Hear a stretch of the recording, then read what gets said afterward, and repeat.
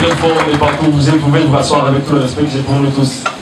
Et à l'Université Congo, chercheur associé à l'Université de Bordeaux, mais je suis aussi entrepreneur. Donc, je suis créateur de plusieurs entreprises en RDC et un peu ailleurs.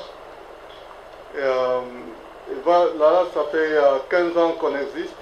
J'ai créé le premier incubateur d'entreprise en RDC, la première pépinière d'entreprise en RDC et les premiers centres de PME ou quartiers industriels et paysans industriels en RDC. Aujourd'hui, on travaille avec le gouvernement congolais, la Banque mondiale, la BAD, pour accompagner des jeunes à créer des entreprises, pour accompagner les femmes à créer des entreprises, mais aussi pour développer les PME qui existent déjà. J'espère que vous avez suivi le fameux projet PADEM PME, où on a octroyé plus de 34 millions de dollars aux entrepreneurs congolais et on voit vraiment une nette évolution. Je suis donc heureux d'être ici avec vous pour essayer d'échanger, c'est très important de dire ça, d'échanger avec vous autour de l'entrepreneuriat.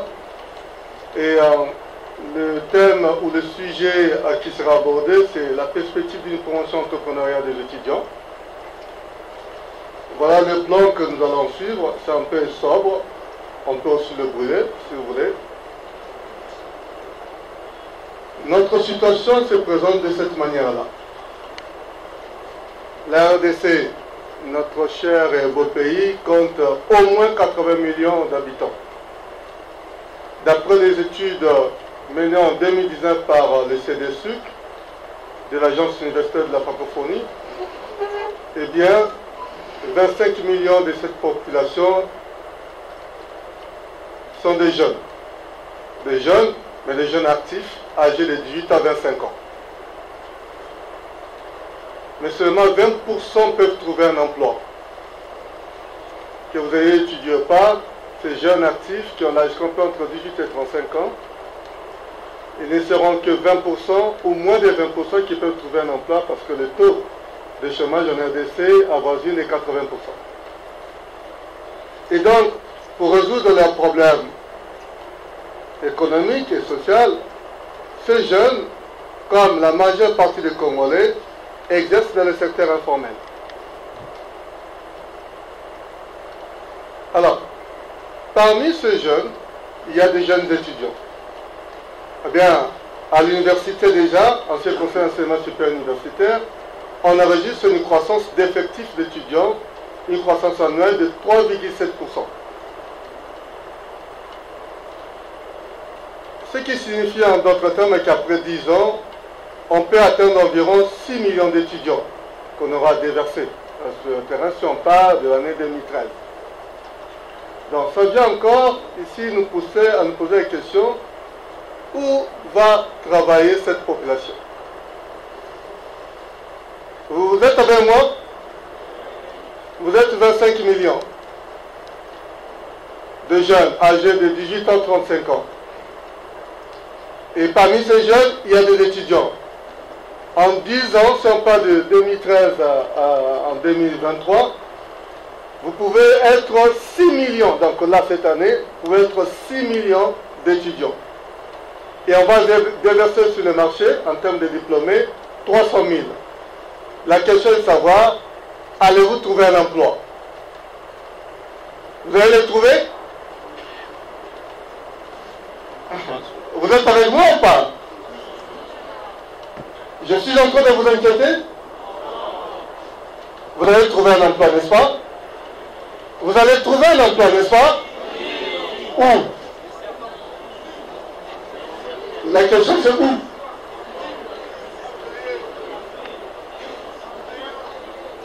D'accord? Et ça c'est la plus grande question en réalité. Mais ce qui est vrai, il y a aussi des efforts qui sont fournis sur le plan national. Aujourd'hui, le gouvernement commence à construire peu à peu une certaine politique de l'entrepreneuriat. On a la loi sur les startups et l'entrepreneuriat qui a été votée en septembre 2022. Il y a toute une politique de financement de la création d'entreprises et de PME qui existe. Aujourd'hui, je peux vous avouer avec certitude que le gouvernement a pu mobiliser près de 2 milliards de dollars pour donner un coup de pouce à l'entrepreneuriat congolais. On le voit à travers les actions de la Banque mondiale, dans des organismes multilatéraux comme des organismes bilatéraux. Bilatéraux sont entre deux pays, multilatéraux, ce sont des organismes des Nations Unies par exemple, ou africains. Il y a eu des programmes très efficaces sur le terrain, tels que le programme d'appui et au développement de la micro et petite et moyenne entreprise, j'en parlais tout à l'heure là. Vous avez les PABEA Cobalt, vous avez Enagbel qui est là aussi, l'ex-CTB qui essaie de donner un coup de pouce aussi. Il y a cette réforme de l'enseignement supérieur universitaire avec le système LMD. L'avantage avec le système LMD, c'est qu'on est inclus dans chaque discipline des cours d'entrepreneuriat. Donc, il y a lieu de soutenir l'action entrepreneuriale. Ça, c'est un début important. Les autres, dans les autres pays, ont aussi essayé d'étudier l'entrepreneuriat des jeunes, notamment des jeunes étudiants. Et ils ont vu qu'il y avait certains éléments qui s'érigeaient en frein à l'entrepreneuriat des jeunes.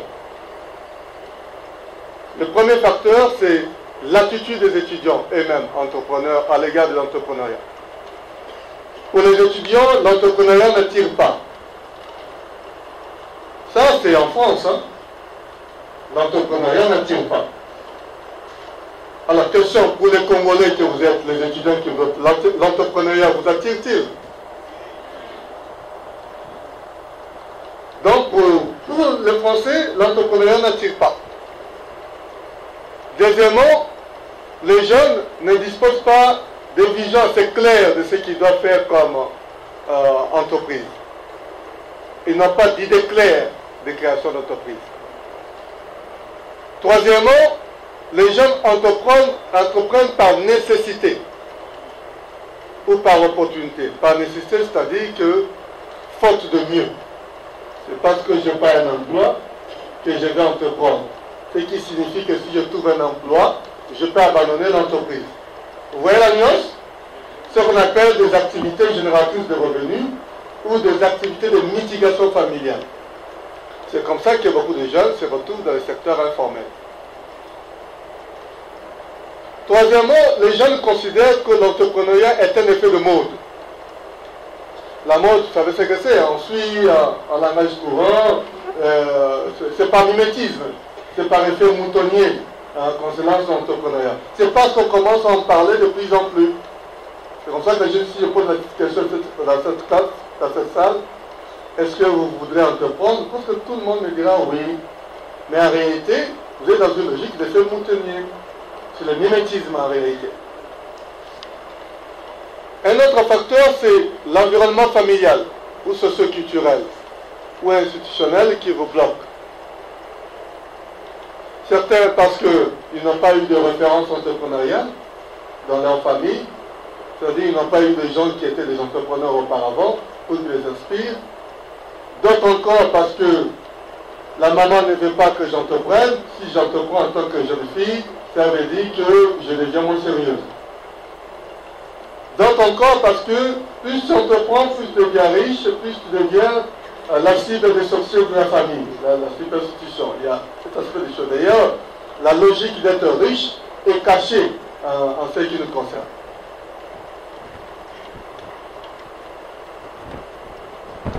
En ce qui concerne l'environnement institutionnel, les jeunes se plaignent également de la lourdeur administrative.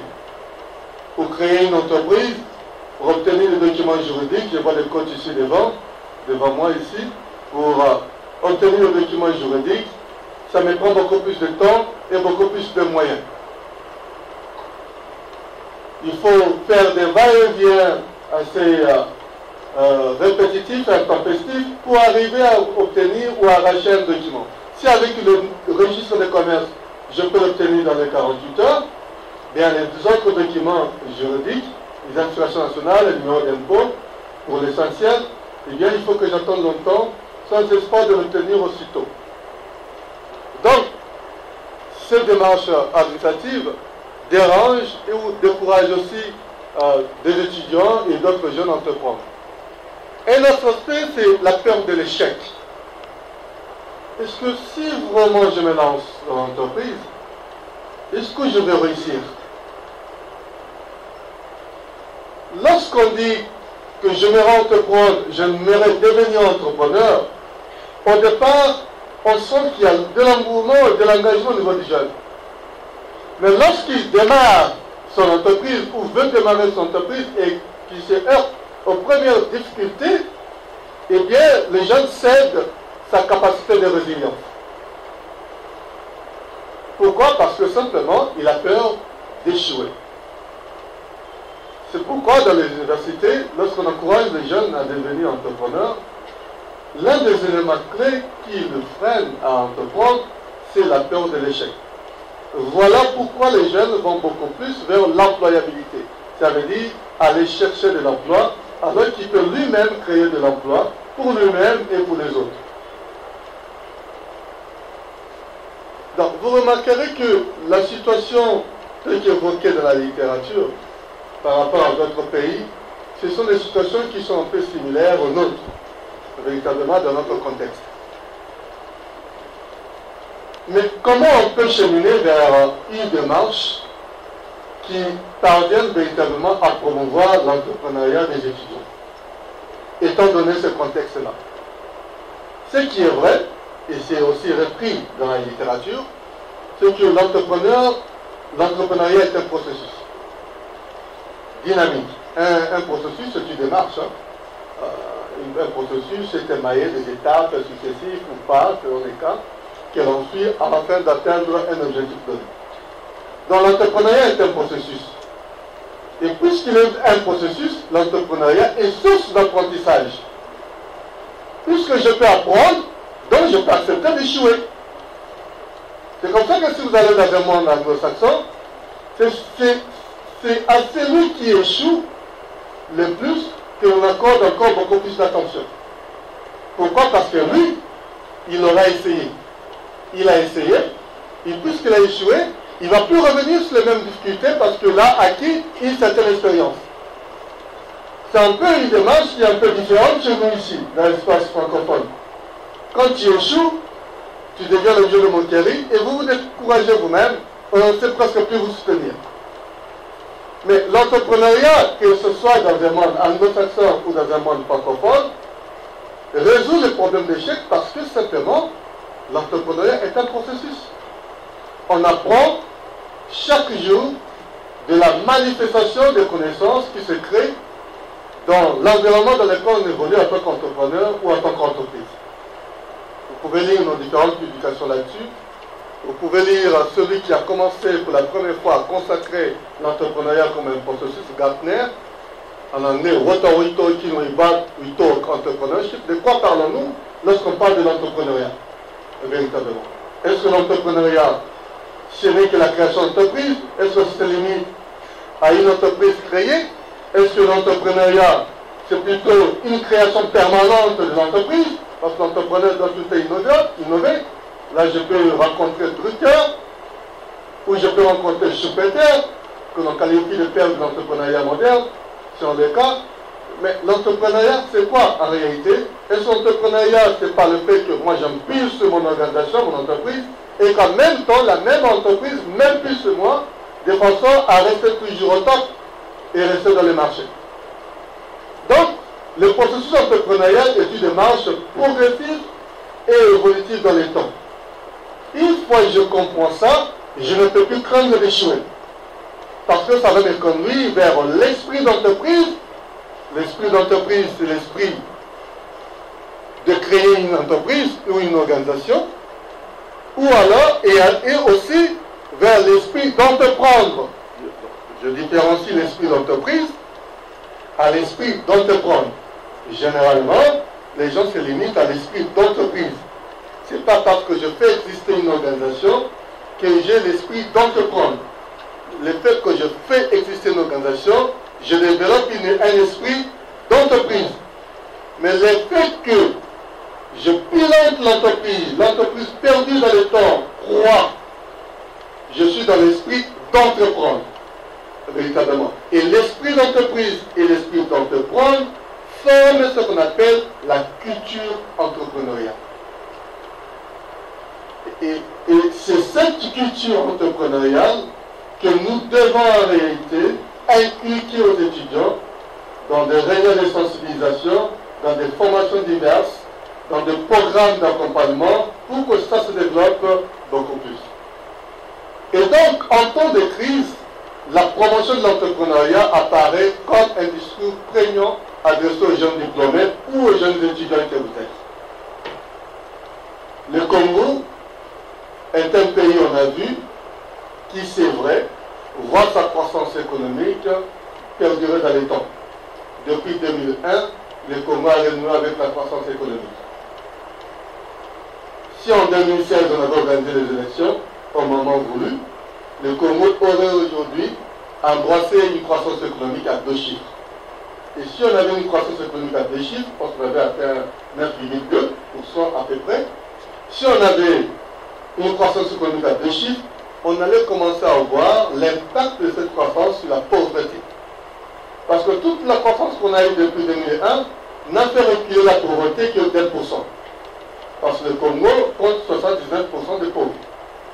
Et dans les 79% de pauvres, si on avait atteint les 2 chiffres, on allait voir ces chiffres baisser de manière drastique. Mais ces chiffres n'a reculé que d'1%. Ce qui signifie en d'autres termes qu'il nous faut, on connaît toujours en situation de crise, bien que les indicateurs économiques nous présentent une situation de croissance. Vous me comprenez? Dans cette salle, il n'y a que les économistes. D'accord, mais vous comprenez ce que je dis. Là, je vis des termes beaucoup plus consacrés à l'économie. Et donc, dans cet environnement que l'on peut qualifier quand même d'une certaine crise, il nous faut véritablement promouvoir l'entrepreneuriat. Et pour ça, on va vers l'entrepreneuriat de masse.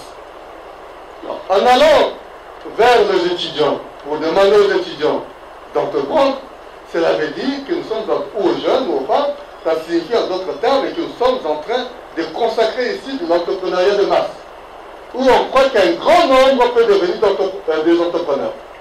N'oubliez pas que l'entrepreneuriat, ce n'est pas un métier de tout le monde, c'est un métier d'élite. Pour être entrepreneur, il faut véritablement être dans l'esprit élitiste qui vous permet de le devenir parce que ce n'est pas facile. Créer une entreprise, tenir une entreprise, piloter une entreprise, les faire croître. Véritablement. Kindwelo, vous connaissez Kindwelo? Kindwelo, vous connaissez Dokolo?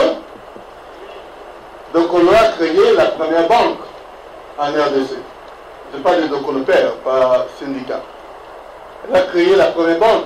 Mais créer la première banque, quand vous suivez l'histoire, il est encore trop jeune. Il a commencé par Hollywood, où il a tourné un film, il a pris cet argent, il a investi dans pas mal de secteurs économiques, et après il a créé une banque. Il était jeune, plus jeune en 1960, ce sont des jeunes qui avaient moins de 22 ans d'âge. C'est-à-dire qui avaient presque votre âge, véritablement. Si vous prenez Kindwelo, le deuxième banquier de la RDC, il est encore vivant. Il faudra aller le chercher. C'est celui-là qui avait créé la Banque internationale des crédits. Devenu FBN Bank, mais j'ai appris que FBN Bank a changé aussi, ce n'est plus FBN Bank. Si vous prenez Bemba Saolona, si vous prenez Soriano Katebe, ça ce sont des figures emblématiques que nous appelons des références entrepreneuriales en RDC. Toutes ces personnes ont commencé quand ils avaient encore votre âge. Mais pour la plupart, n'ont pas eu à étudier. Si vous prenez Ledia aujourd'hui, qui est en fait l'un des hommes les plus riches, si ce n'est le plus riche de la RDC, qui est devenu plus riche que par l'action d'entreprise. Parce que les autres ont un peu touché à la politique. Mais lui, il est entrepreneur forgé par l'action d'entreprise. Ledia n'a presque pas étudié. Mais Ledia a commencé son entreprise à l'école secondaire, à Sonabata. Il a commencé par vendre les poissons salés à l'internat. à l'internat, un élève à l'internat, il est comment pour vendre les poissons salés de quel chiffre d'affaires? Aujourd'hui, on dirait 10 dollars ou même 5 dollars. En francs congolais, c'est 10 000 francs ou 20 000 francs. Et le gars, lui, il utilisait des tiges d'allumettes comme étalon. Il utilisait les tiges d'allumettes comme étalon. Étalon, vous comprenez? Pour vendre le poisson salé à l'internat, quand on venait frapper chez lui à 1h du matin par ceux qui ont fait l'internat comprendre, à 1h du matin par quelqu'un qui a fait la nuit, qui se réveille, il y a des gens qui vivent dans les halls ici. Il y a des gens qui vivent dans les halls. Non. Quand vous vous réveillez à 1h du matin, parce que vous avez fait, vous allez frapper chez votre ami le voisin qui est commerçant en tant qu'étudiant. Quand vous allez frapper là-bas, il va vous vendre les poissons salés, c'est en français les gars, mais il mesure ça par les tiges d'allumettes. Que c'est tiges d'allumettes, non? Et il mesure. Aujourd'hui, ce monsieur-là, les gars, est devenu l'un des hommes les plus riches de la RDC.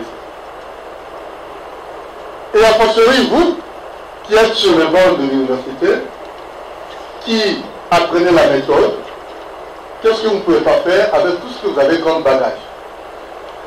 Donc, on peut donc cheminer vers le statut d'étudiant entrepreneur. Ailleurs, ils ont développé ce statut d'étudiant entrepreneur. Chez nous, on n'a pas encore développé ce statut d'étudiant entrepreneur. Mais la question est de savoir, est-ce qu'on peut développer le statut d'entrepreneur, le statut d'étudiant entrepreneur, de la même manière que les autres les développent? Est-ce que le pays peut consacrer le statut d'étudiant entrepreneur dans la même logique que les autres pays le développent? Donc, ce statut d'étudiant entrepreneur est une vraie opportunité pour véritablement lancer l'entrepreneuriat ou relancer l'entrepreneuriat en RDC.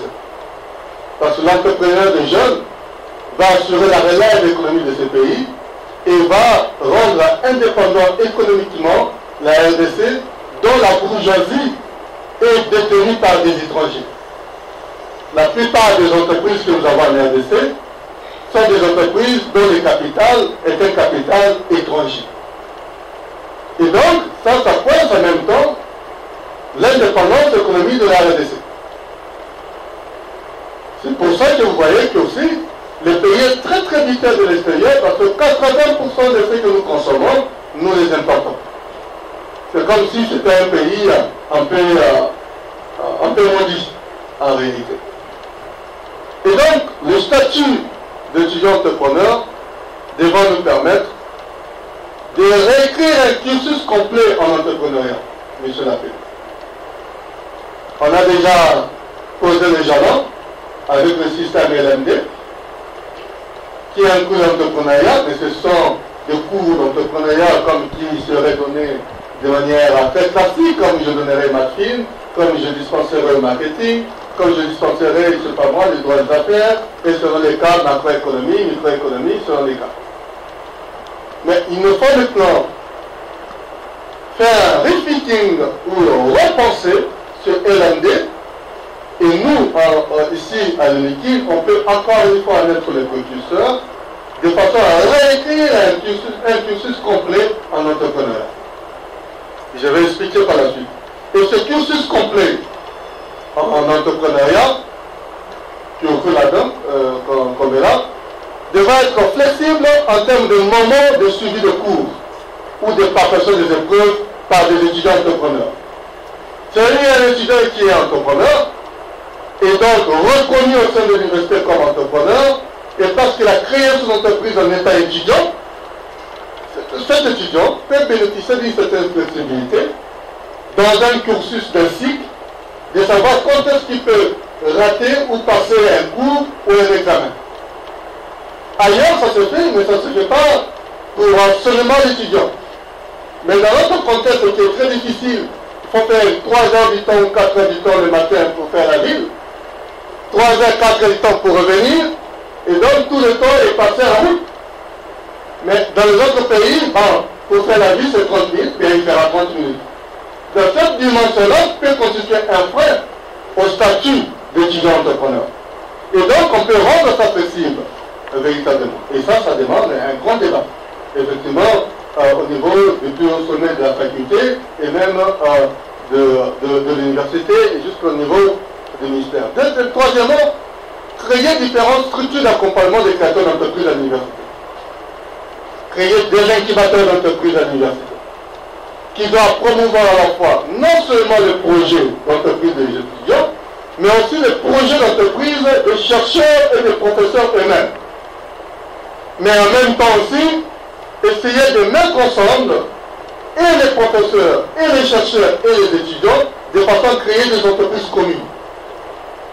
Parce que le travail en équipe, en créant des équipes entrepreneuriales, ça paye mieux que si vous travaillez seul. Quatrièmement, sanctionner aussi par des points les activités entrepreneuriales des étudiants. Puisqu'on vous donne cette flexibilité, puisqu'on veut vous promouvoir, eh bien, on rend obligatoire la création d'entreprises. Peu importe l'issue, qu'il s'aille d'un échec ou pas, au moins l'activité est sanctionnée par des points. Ça va vous stimuler davantage à entreprendre, parce que vous savez que vous pouvez reprendre l'année aussi, parce que vous n'avez pas réussi à exécuter un programme lié à l'entrepreneuriat. Et enfin, faire réseauter les étudiants avec le monde des affaires. Réseautage, connecting, vous connectez avec le monde des affaires. Comment l'université peut commencer maintenant à inviter de manière systématique des entrepreneurs de haut rang qui ont réussi, de façon à commencer à échanger avec les étudiants. Pour que les étudiants ne voient pas que les seuls exemples qu'ils ont, des entrepreneurs qu'ils ont réussi, ce sont des exemples étrangers. Bill Gates, Steve Jobs, Elon Musk, l'Africain ici, Tony, Dangote. Si on vous pose la question de savoir quel est l'entrepreneur congolais le plus riche que vous connaissez, vous ne savez pas. Alors que vous avez des entrepreneurs qui sont plus riches que les entrepreneurs que vous citez là. Ici au Congo, véritablement. Pour ceux qui ont participé aux 15 ans de l'IF à la Wallonie de Bruxelles, ils ont vu ces grands entrepreneurs, des milliardaires congolais, défiler pour raconter leur histoire, faire le récit de leur vie entrepreneuriale. Donc, de manière systématique, on peut commencer à faire venir ces gens ici, ces références-là, de façon à échanger avec les étudiants, et même commencer, n'est-ce pas, à travailler avec eux. En ce qui nous concerne véritablement, et c'est ce programme-là que nous voulons promouvoir dans le cursus ici au sein de la faculté des sciences de l'économie et de gestion, si le doyen le veut, si le conseil de faculté le veut, mais nous sommes en train d'y travailler, moi et mon collègue, le professeur Kamabafou, de mettre ce qui est un cursus, un complément au cursus LMD, qui peut s'articuler de cette manière-ci. En L1, ou la G1, ou l'ancien G1, le cours d'entrepreneuriat doit avoir pour target, pour chaque étudiant, une idée d'entreprise. L'étudiant qui termine sa première année à l'université ne doit pas le terminer s'il n'a pas véritablement trouvé une idée d'entreprise. Et quand on dit idée d'entreprise, c'est déjà une idée d'entreprise claire, parce que pendant tous les cours et pendant toute l'année, l'étudiant a travaillé sur l'idée d'entreprise. Parce que sans idée d'entreprise, vous ne pouvez pas entreprendre. Monsieur le professeur, j'aimerais devenir entrepreneur, oui, et qu'est-ce que vous voulez faire? Ah, je suis encore en train de réfléchir. Non, vous n'êtes pas au point. Vous ne pouvez entreprendre que si vous savez ce que vous voulez faire. Et ce que vous voulez faire, ça doit être une idée d'entreprise que vous devez avoir. Et il y a plusieurs façons de faire pour trouver une idée d'entreprise. Ça peut être le fait que vous avez trouvé que en L1 cette année, je leur ai donné un cas juste intéressant, et je dis que l'une des causes d'échec à l'université, c'est le fait que les étudiants viennent au cours sans avoir eu à manger. C'est-à-dire les étudiants tout le temps faim. Est-ce que c'est vrai? Oui, on sait que c'est vrai. Même si l'étudiant avait pris le petit déjeuner chez lui à la maison, quand il arrive ici, il a déjà faim. Donc il fait 3 heures du temps entre chez lui et l'université. Ou 2 heures du temps entre chez lui et l'université. Et donc les étudiants n'ont pas suffisamment d'argent non plus pour aller s'offrir des repas de très haut niveau. Et donc ça coince. Donc, si à côté de la langue qui est l'une des causes d'échec scolaire, il y a aussi le fait que les étudiants viennent au cours de manière affamée, viennent au cours affamés. Alors je pose la question, à partir des outils appris en classe, dites-nous comment vous pouvez faire pour solutionner ces problèmes. Oui, je parle de quoi? Je parle simplement d'un constat réel dans mon environnement immédiat. Je ne suis pas allé chercher l'exemple de Bill Gates. Je ne suis pas allé chercher un exemple de qui? Vous n'êtes pas avec moi les étudiants. Vous dormez? Ou vous êtes déjà affamés? D'accord? Je ne parle pas chercher l'exemple de Bill Gates, mais je cherche l'exemple juste devant moi. L'exemple qui est à côté de moi. Parce que je fais quoi? Je fais une autocritique de moi-même et la critique de mon environnement, je trouve un vide, un manque, un besoin à faire quoi? À satisfaire. Et le besoin fait naître la demande. Pour ceux qui ont fait le marketing par rapport à ça. Ça c'est pour la première année. Quand on passe à la deuxième année, il faut que votre idée d'entreprise devienne une idée d'affaires. Ça change, hein? Vous avez trouvé une idée, mais là, il faut que cette idée devienne une idée d'affaires. Ce qu'on appelle l'opportunité d'affaires. Ou alors l'occasion d'affaires. Ça veut dire que votre idée a trouvé une réalité socio-économique. C'est-à-dire a trouvé une demande. Vous trouvez une idée que, oui, il me faut une mutuelle de restauration pour les étudiants. C'est une idée que vous avez trouvée, non? Mais est-ce que ces étudiants sont prêts à contribuer ou à acheter dans cette mutualisation-là? Donc vous devez aller vers eux pour connaître encore davantage comment ils caractérisaient leurs besoins. Comment sont caractérisés les différents besoins des étudiants en matière de restauration. Il faut que la demande réponde positivement avec votre proposition d'offre.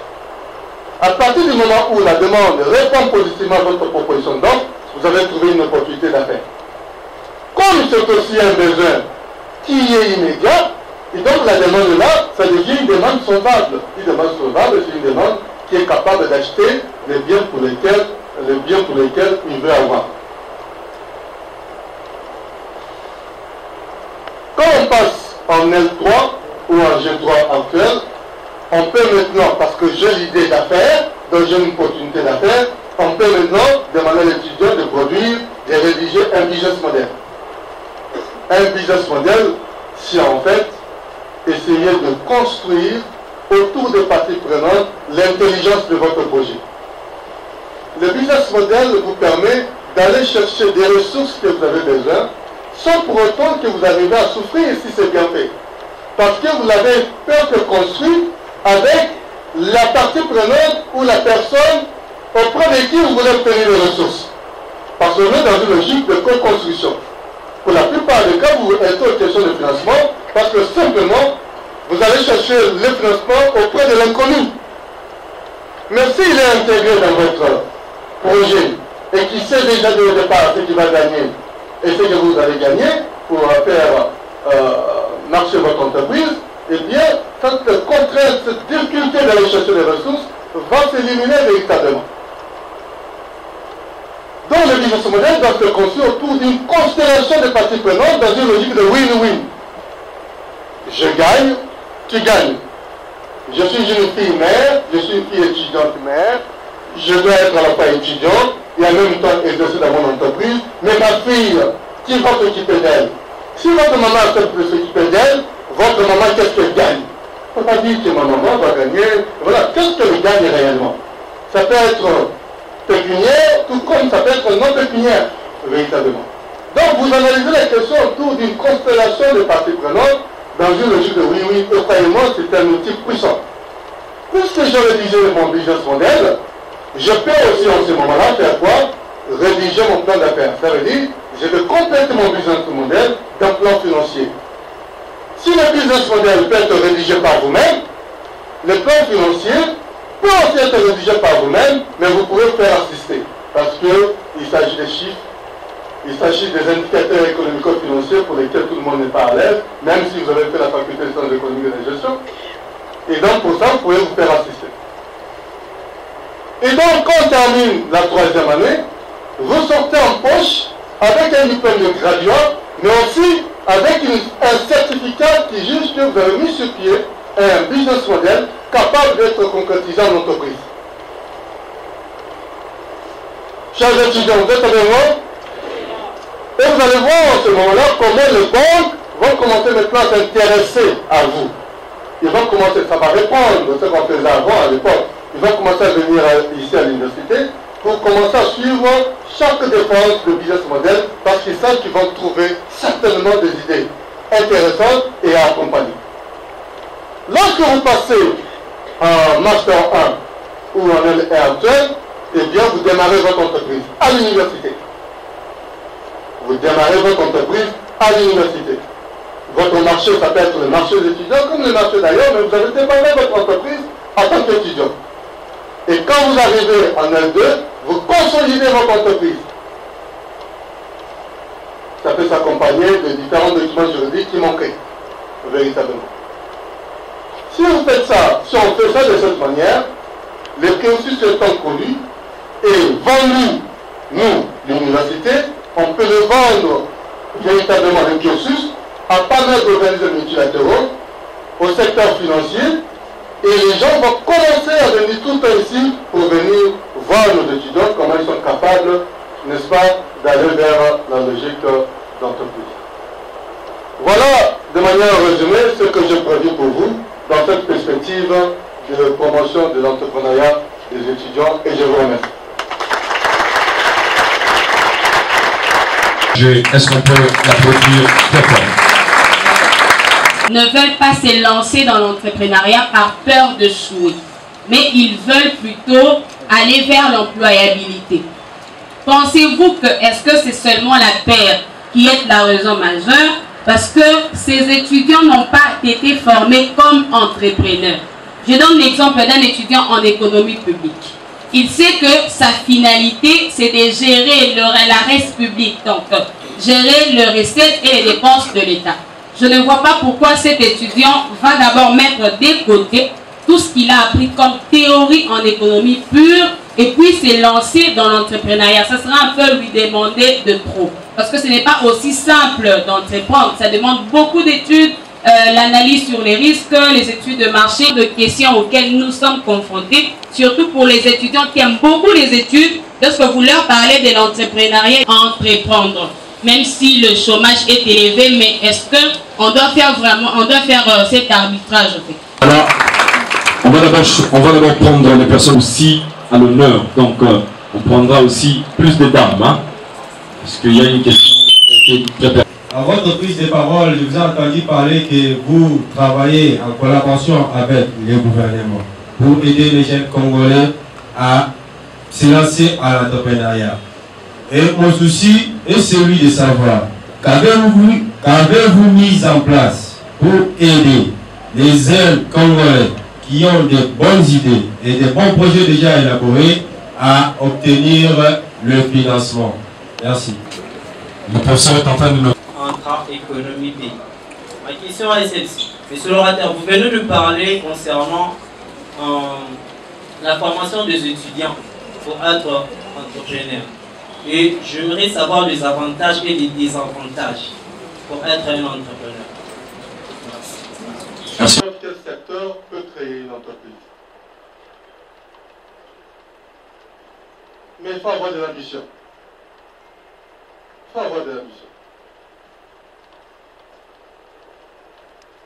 Nous, dans mon entreprise IF Entrepreneuriat, je vois votre assistant qui est ici devant, on accompagne des jeunes de tous les secteurs. Vous n'avez pas idée là.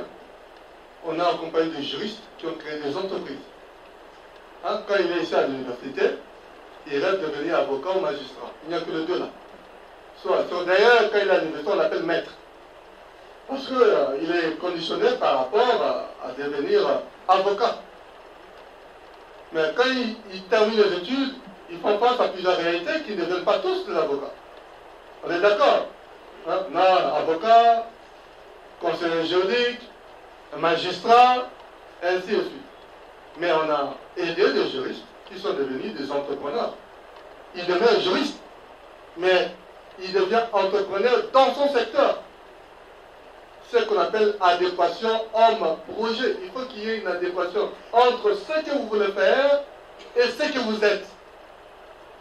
Donc, si je fais la science politique, je serai plus à l'aise à créer une entreprise dans mon secteur. Et il y en a beaucoup, il y a beaucoup d'idées d'entreprise dans chaque secteur. Si je suis historien, je peux créer mon entreprise dans mon secteur d'histoire. Il y en a plein. Je peux créer des entreprises qui concernent des faits historiques parce que je suis historien. Le problème est que on a tellement une certaine myopie vision que l'on pense que si je suis historien, je ne peux pas créer mon entreprise dans mon secteur. Je préfère aller chercher dans un autre secteur pour lequel je ne détiens pas l'expertise et j'échoue. C'est pour ça que quand vous venez chez nous, la première question qu'on vous pose, qu'est-ce que vous savez faire? Quel est votre métier? Quelle est votre formation de base? Non, voilà, je suis chimiste. Ah, d'accord. Et vous voulez faire quoi? J'aimerais fabriquer des savons. Oui, il est chimiste. Il y a adéquation homme-projet. Vous comprenez ça? Non, je suis historien. Et vous voulez faire quoi? J'aimerais fabriquer des savons. Ah non, monsieur. Ça ne passe pas. Pour qu'on commence à réorienter les étudiants vers la création d'entreprises, le développement des entreprises, mais en tenant compte de là par l'arrêté de créer une entreprise, viendrait, c'est un postulat, effectivement vous avez raison, le système éducatif a un peu péché, tout le monde veut aller ailleurs, on est d'accord, mais maintenant qu'on commence à rectifier les tirs. Et 456, je crois, 456 PME. C'est la somme qu'on a donnée aux entrepreneurs, ça fait 34 millions de dollars.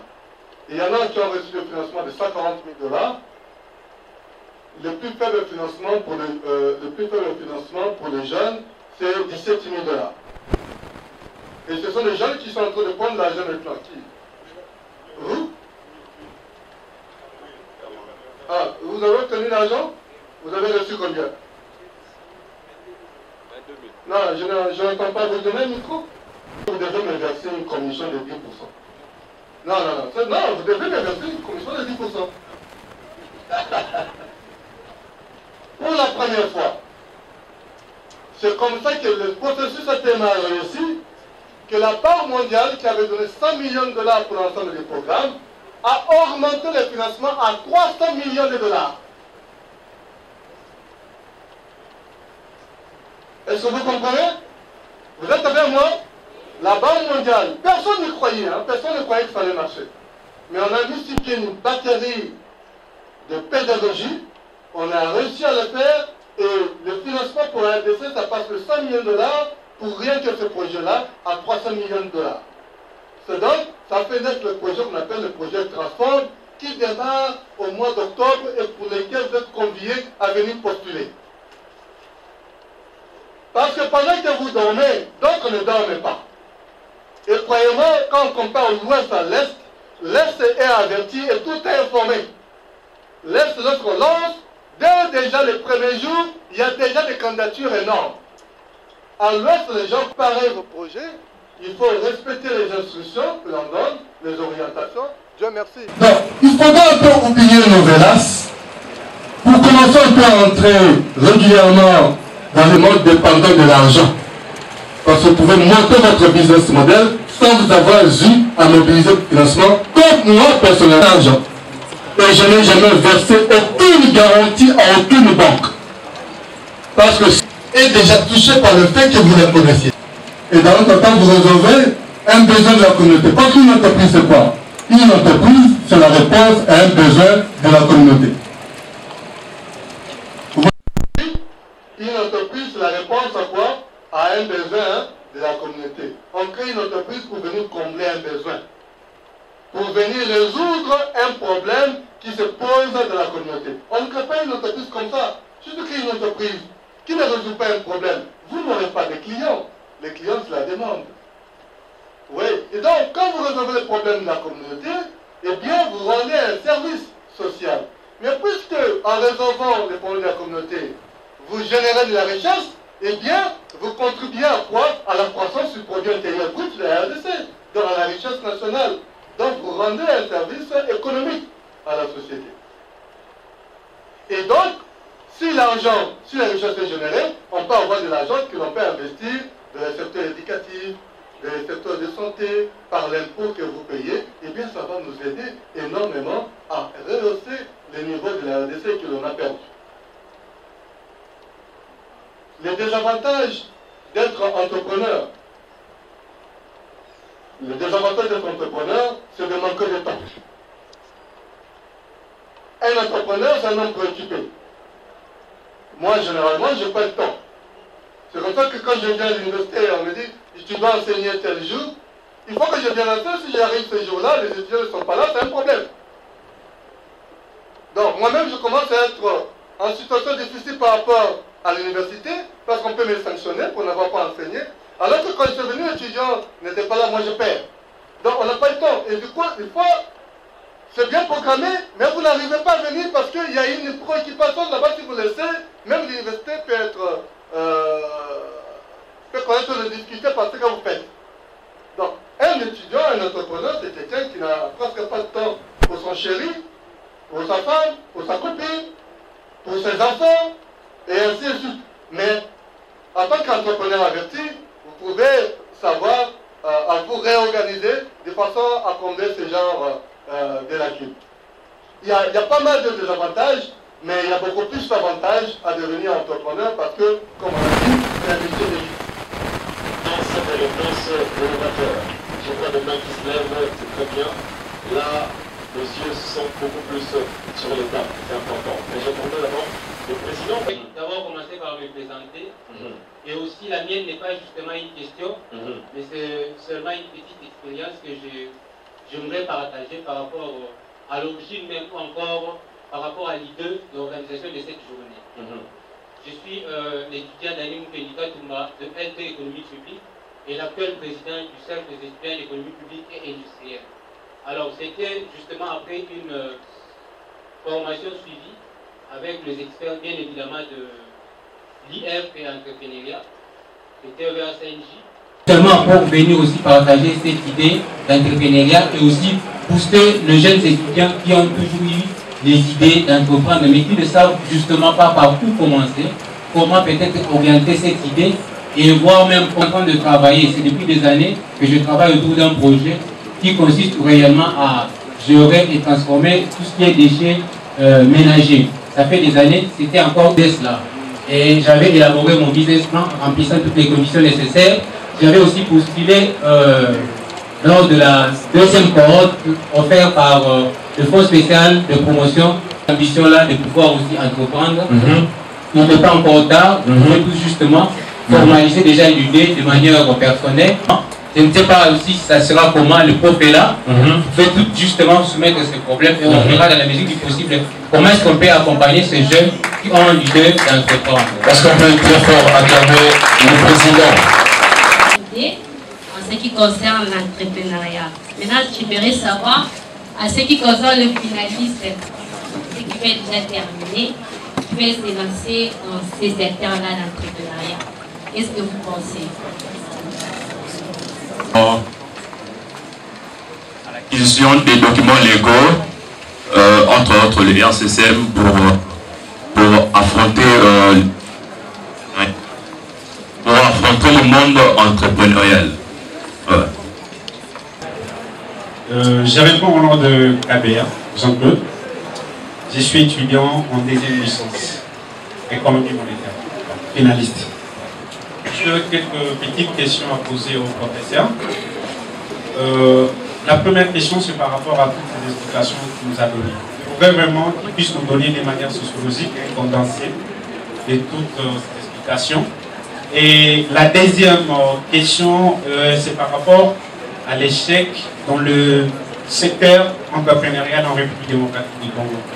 J'aimerais savoir, cher professeur, cet échec, vous l'imputez à l'État ou bien aux jeunes? Parce que vous avez très bien précisé que ce sont les jeunes qui ont peur de l'échec, donc de se lancer dans le secteur entrepreneurial.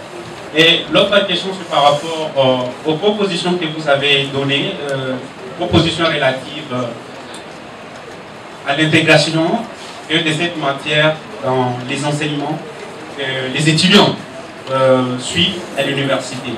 Pensez-vous que ces propositions sont suffisantes et sont en mesure de pouvoir permettre à ce que le secteur entrepreneurial en République démocratique du Congo puisse concurrencer, par exemple, le secteur américain?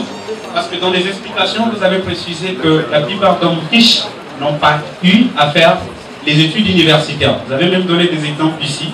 Et j'ai encore un autre exemple, c'est l'homme des Chinois, c'est lui qui travaille sur Alibaba. Donc, il n'a jamais été, merci, il n'a jamais été à l'université, mais on voit qu'il a excellé dans les secteurs entrepreneuriaux. J'espère que vous m'avez très bien suivi. Merci. Ce que j'ai eu à présenter là, Madame Dorcas Bola, je crois, ce que j'ai eu à présenter là, ça concernait le jeune qui entre à l'université et qu'on va cheminer avec lui jusqu'à la dernière année de l'université. Mais on accompagne l'université à travers les structures d'accompagnement qu'on peut mettre sur pied et accompagner des gens à n'importe quel stade. Donc, un étudiant finaliste peut créer son entreprise. Ça, c'est ce que nous faisons déjà d'habitude et régulièrement. Hein, quelqu'un à n'importe quel moment peut venir, on peut l'accompagner après 2 mois, 6 mois, 12 mois, voire 2 ans pour créer son entreprise. Donc, il n'y a pas... D'accord, vous n'êtes pas discriminé. Ça, on a voulu être durable, en fait, en réalité, de façon à construire véritablement une culture entrepreneuriale depuis l'entrée à l'université jusqu'à la sortie. Mais à chaque stade, vous pouvez créer une entreprise. Alors, M. Caleb dit qu'on compte aider les étudiants à obtenir des documents juridiques de création d'entreprise. Commencez d'abord par avoir une idée d'entreprise. Commencez d'abord par rédiger votre business model. Commencez déjà par voir si vous réunissez les minimums pour démarrer l'entreprise avant d'aller chercher les documents juridiques. À quoi ça sert d'avoir les documents juridiques de création d'entreprise alors que vous n'avez pas une activité économique que vous démarrez? Vous allez vous livrer comme ça facilement à toutes les exigences de l'État, surtout en matière fiscale. Et c'est ça qui fait mal en fait. Donc, commencez d'abord commencez d'abord par rédiger un plan d'affaires clair, commencez d'abord au minimum une activité économique avec $1, avec du pognon important que vous avez. Par contre, si vous avez une activité économique à l'aide, Kabea, pardon, excusez-moi, Kabea, c'est un nom connu, mais je suis ailleurs. Monsieur Kabea, comme vous dites de manière sociologique, c'est un grand mot pour moi. D'accord? D'accord? Pardon? Non, on est en train de sensibiliser les étudiants à l'entrepreneuriat. C'est ça l'objectif. Là, dans cette salle, on sensibilise les étudiants à l'entrepreneuriat. On leur dit que oui, attention, il n'y a pas que le fait d'aller chercher un emploi. Vous pouvez vous-même créer votre propre emploi. Vous pouvez aussi créer des emplois pour les autres. Vous pouvez aussi créer une stabilité dans votre emploi. Et ça passe que par l'entreprise. Hein, attention, depuis longtemps, on n'a pas parlé de l'entrepreneuriat comme ça à grande échelle. Maintenant, on commence à vous parler de l'entrepreneuriat parce que vous avez le destin économique de ce pays à prendre en main. Que toute l'économie de la RDC, pour la plupart, est tenue par des étrangers. La RDC, ce n'était pas comme ça. J'en profite sur notre aspect pour qu'on en parle. Les étudiants que vous êtes, vous pensez que la RDC, c'était ce pays-là que vous voyez aujourd'hui. Non. La RDC qui s'appelait Zaïre, c'était un grand pays. Hein. L'Afrique venait étudier ici, d'ailleurs ici, à Lovanium. Toute l'Afrique venait étudier ici. Nous avions, nous, une compagnie d'aviation qu'on appelait El Zaïre, le mec en Afrique, qui faisait tous les pays d'Afrique. Vous connaissez Kingabo, n'est-ce pas? Vous avez, c'est devenu vos maisons, n'est-ce pas? Kingabo, c'est devenu vos maisons. C'était des usines partout là, les quartiers industriels. Hein. Qui étais-tu pour aller là-bas? Qui es-tu? Nous, on montait des véhicules ici, hein. On montait des véhicules ici. On produisait des batteries ici. Je sens qu'il fallait que le club existe. Et il sera sûrement le promoteur de ma thèse sur l'entrepreneuriat communautaire. Rien à faire. Et ça va commencer avec le club des entrepreneurs. Avec $1, on peut construire son entreprise. Et nous allons le faire avec les équipes. Comme il a dit, il faut que la culture entrepreneuriale soit suscitée en nous. Puisque non, non. Voilà, Fatika sans économie. Ça va? Qui ne risque rien? Ça va? Qui marche à ça pour se multiplier? Il y a plus de restaurer et dis-moi. Il faut tout sauver la biologie. C'est avec le club. En sortant d'ici, il y a des gens qui vont ne rien entreprendre. Ils ont entendu le prof Massamba, après ils seront ravis, ils ne vont pas changer. Mais il y a d'autres qui diront, ils vont continuer à faire tout ce qu'ils font. Et il y a quand même quelqu'un aujourd'hui qui va prendre l'option d'entreprendre. Est-ce que tu es là? Et c'est comme ça qu'il faut que tu remplisses la carte d'engagement. Remplis ça. Parce qu'il y aura un partenariat. Non. On ne sait pas élaborer le business plan. Allez, on se souvient entre les bébés. Orientez-nous. À remercier aussi la disponibilité du professeur. Malgré cette pluralité d'occupation, il s'est quand même disposé à venir partager son expérience, ses réalisations avec les étudiants de l'université de Kinshasa. Merci beaucoup. Le président a parlé au nom du cercle des étudiants. Parce que les étudiants dorment. Camarades, si aujourd'hui nous sommes baisés par des pays comme le Rwanda, c'est parce qu'on est faible économiquement. Si on redevient fort économiquement, plus personne ne va blaguer avec nous. Je soutiens l'initiative. Acclamez, si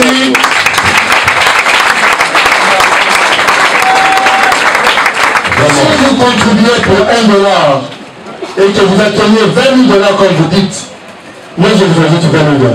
Wow. Est-ce qu'on peut fortement acclamer ça? La parole à l'action. Je ne présente pas. Je ne présente pas. Moi j'aime défier les gens.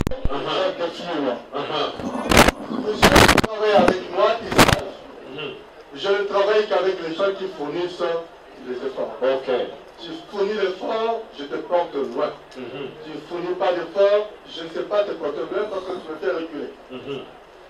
Si vous apportez les $1, je ne savais pas, je viens d'apprendre ça avec vous ici. Si vous apportez les $1 pour promouvoir l'entrepreneuriat, les jeunes étudiants, même si vous avez fini, moi je vais ajouter les 20 000 que vous aurez constitués, les $20 000. Deuxièmement,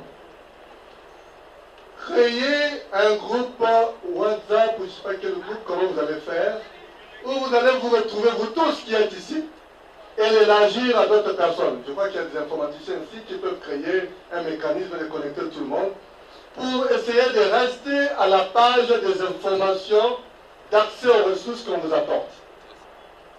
Ne soyez pas déconnectés. Cherchez un téléphone Android dans lequel vous allez mettre un WhatsApp, mais pour lequel, à partir duquel vous allez commencer aussi à fouiller des informations en ligne. Connectez ça et ça va aller. Je suis prêt à envoyer nos coachs ici pour former, pour un départ gratuitement les étudiants au business model, pour que vous soyez prêts.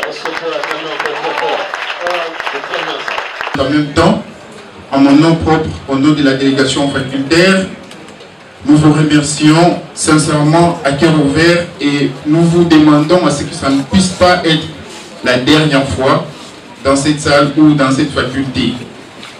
Chers invités, chers étudiants, aujourd'hui nous savons et nous sommes rassurés à travers cette conférence que l'entrepreneuriat reste la seule solution pour résoudre de problèmes économiques de notre pays. La majorité des autorités nous rappellent et ils ont l'habitude de nous dire que nous sommes l'avenir de demain. Moi, j'ai toujours été contre ces discours. Nous sommes l'avenir aussi d'aujourd'hui. Donc, si nous laissons à ce que les autres puissent préparer ou bien faire les choses à notre place, ça sera trop tard dans le futur. Parce que l'âge avance. Nous pouvons faire, nous pouvons créer. Je suis moi-même l'exemple. Et ils sont là, des exemples. Le monsieur qui est en train de filmer a eu sa part et il est en train de se développer. Pourquoi pas nous? Je n'ai pas beaucoup de choses à dire que vous dire merci. Merci. Merci beaucoup. Et la présence de tout un chacun, de la dernière personne jusqu'à la première, est-ce que à 1, à 2, à 3, on peut fortement acclamer ce moment? Merci beaucoup. Wow. Merci beaucoup. Très bien. Le DG.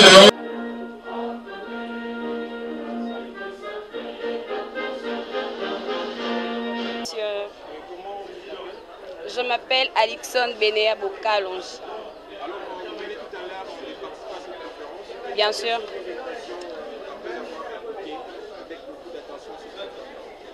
J'ai beaucoup aimé après avoir assisté à cette conférence.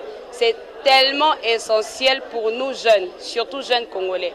Parce qu'aujourd'hui, notre économie, c'est vraiment une économie d'écumoire. Nous dépendons de l'extérieur. L'économie est détenue par les étrangers. Alors éveiller dans la jeunesse congolaise qu'il faut entreprendre pour détenir notre propre économie, c'est vraiment une idée à encourager. Et surtout, il y a une précision que j'ai appréciée.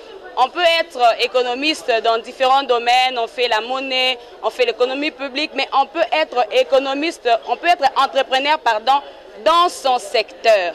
C'est vraiment la chose qui est capitale. On n'est pas obligé tous, par exemple, de transformer le manioc en farine panifiable de manioc, en farine panifiable pour faire le pain. On peut entreprendre en tant que publiciste dans son domaine, en tant qu'un économiste de développement dans son domaine, en tant que monétariste dans son domaine. Et tout cela va contribuer à l'émergence, pourquoi pas au développement de notre âme amateur, de notre très beau et cher pays. Voilà. Bon. D'accord, je m'appelle Jean-Claude Kabeya, je suis étudiant en 2e licence, économie monétaire. Voilà, vous venez d'assister dans cette conférence, quelles sont vos impressions d'abord? Justement, en tout cas mes impressions sont positives, surtout du fait que nous sommes en République démocratique du Congo, un pays où le secteur entrepreneurial est très négligé. Pourtant, lorsque nous regardons dans d'autres pays comme les États-Unis par exemple, des pays développés, nous comprenons que le secteur entrepreneurial c'est vraiment un facteur clé qui a contribué aussi au développement de ce pays.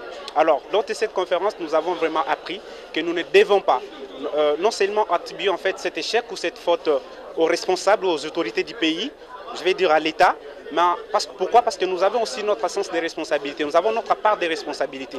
Donc nous devons nous dire que c'est aussi notre faute à nous, surtout nous qui évoluons dans le milieu universitaire, donc nous prendre en charge, prendre la décision de pouvoir en fait nous lancer dans les secteurs entrepreneuriaux pour pouvoir apporter aussi l'implice que nous avons à l'évolution ou au développement de ce pays. D'accord, merci. De ce projet. Si c'est un produit qui est vendu, et c'est tout le monde, membre du club, qui doit d'abord être le premier consommateur, ainsi faire consommer les autres. Et c'est comme ça que nous allons travailler pour pérenniser beaucoup de projets. Et certains projets qui vont mûrir seront convertis en entreprise. Et c'est comme ça qu'intervient l'entrepreneuriat avec l'IF Entrepreneurship. Là où on va envoyer certains de nôtres qui auront déjà mûri leurs idées afin de les convertir en entreprises et des entreprises durables. C'est une option qui est levée et ce partenariat sera durable et nous allons y travailler, nous allons y veiller à ce que réellement l'économie congolaise revienne entre les mains des Congolais. Merci. Faculté, on a aidé des jeunes, c'est vrai, à travers tout le pays. C'est un franc succès. Maintenant, il faut qu'on rebooste un tout petit peu chez nous ici. Aujourd'hui, on démarre cette forte sensibilisation sur le statut d'étudiant entrepreneur. On y a construit des outils qui sont nouveaux, des outils innovants qui vont permettre véritablement aux étudiants de devenir des entrepreneurs pendant leur cursus et même en sortant du cursus. On aura une bataille à faire, c'est de faire passer l'idée au niveau de la haute hiérarchie, mais la hiérarchie est totalement ouverte à tout ce qui est innovant, à tout ce qui peut aider à l'autonomisation des jeunes, à tout ce qui peut aider les étudiants à créer de la richesse pour le pays. on était dans une salle trop enthousiaste, trop animée, trop impliquée, qui s'est appropriée la matière. Et c'est bien aussi de voir comment les étudiants s'organisent dans les différents clubs d'entrepreneurs pour prendre leur destin économique en main. C'était plus que superbe. Et voilà, donc ça nous donne véritablement le goût de faire mieux. En fait, on a palpé, on a essayé un peu de retester la demande de l'UNIKIN en matière d'entrepreneuriat. On s'est rendu compte que la demande, elle est là. Maintenant, on va leur donner ce qu'ils cherchent.